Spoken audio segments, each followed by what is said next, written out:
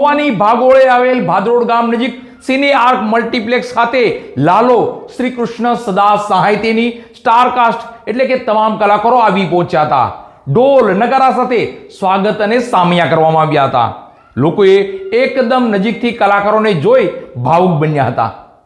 મહુવાની ભાગોળે આવેલ ભાદરોડ ગામ નજીક સિને આર્ક મલ્ટીપ્લેક્સ ખાતે લાલો ગુજરાતી ફિલ્મના સ્ટારકાસ્ટ એટલે કે તમામ કલાકારો આવી પહોંચ્યા હતા. કલાકારોને એકદમ નજીકથી જોઈ સૌ લોકો મંત્રમુગ્ધ બન્યા હતા. હાલ ગુજરાત સહિત દેશભરમાં ગુજરાતી મૂવી લાલો શ્રી કૃષ્ણ સદા સાહિત્ય ધૂમ મચાવી રહી છે. બોલિવૂડ સહિતના દિગ્ગજ કલાકારો ડાયરેક્ટરોએ પણ આ ગુજરાતી ફિલ્મની નોંધ લીધી છે. ત્યારે સૌરાષ્ટ્રની લાગણી, સૌ કોઈના નાથ કૃષ્ણ સદા સાહિત્યના ભાવ સાથે લાલો ફિલ્મના કલાકારો મહુવાની ભાગોળે આવેલ ભાદરોડ ગામ નજીક સિને આર્ક મલ્ટીપ્લેક્સ ખાતે આવી પહોંચ્યા હતા. ઢોલ નગારા સાથે સ્વાગત અને સામિયા કરવામાં આવ્યા હતા. ઠાકર ખુદ પધાર્યા હોય તેવો ભાવ અનુભવાયો હતો.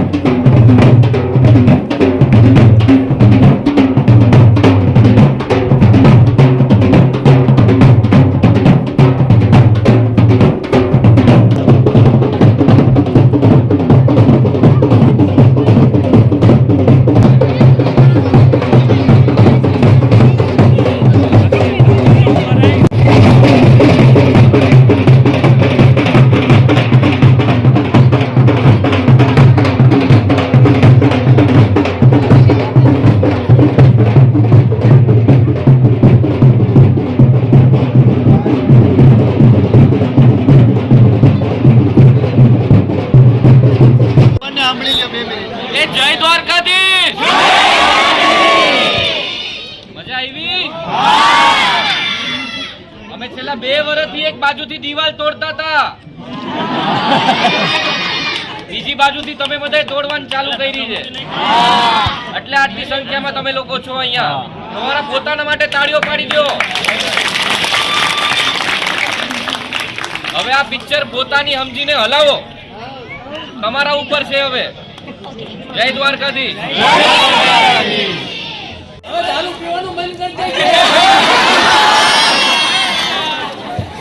આ પિક્ચર હે ને હવે અમે બનાવી લીધી, હવે તમારી હે, તમારે બધા હલાવવાની હે, બરોબર?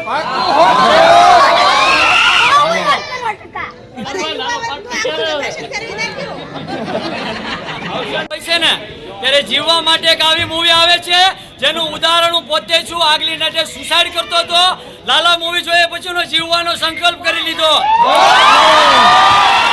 લાલા મૂવી જોયા પછીનો જીવવાનો સંકલ્પ કરી લીધો છે. છે. એટલે જીવનમાં ક્યારે હારવાનું નહીં, ભગવાન રસ્તો બતાવે છે, નીકળવાનું આપણે હોય છે. આવી જ રીતે સફળ થાવ. ભગવાનને દ્વારકાધીશને પ્રાર્થના કરીશ અને બને તો એને તમારા વિશે દ્વારકાધીશ તમારા લીધે આજે હું અહીંયા જીવન છું. એક મિનિટ